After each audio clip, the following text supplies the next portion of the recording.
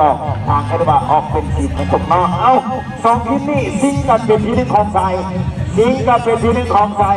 ว่าสันลงเซม2017ที่อ่างเยียงไทยเจอกับทีมน้องไม่สละพี่น้องมึงเรียกเขามานั่งบนที่ตั้งเราตรงนี้เพื่อนนั่งบนที่ตั้งแล้วเพื่อนขอเสียงกันด้วย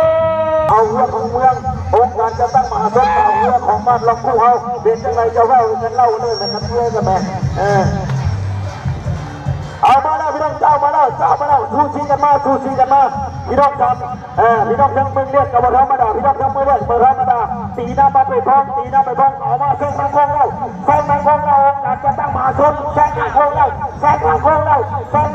ะมาหุ่นโลกอาจจะตั้งมหาชนบริการตีมาเลยอยากเจอตัวนี้ตัวเป็นยังไงพี่น้องสู้ชิงกันมาพอยุ่งไว้ไปสองทีนี้สายน้ำเบียดเดินอะไรสายน้ำเบียดเจ้าขบวนองค์การจะตั้งมหาชนโลกนี้เป็นรอบที่4เป็นรอบที่3ของมือนี้เป็นเลยหัวเรือไปเลยขัดอยู่บ่ใจขาดเกินไปสู้ชิงกันมาพอยุ่งไปส่งทีนี้ส่งชนทีนี้ใครเป็นจริงเลยที่ดึงของใคร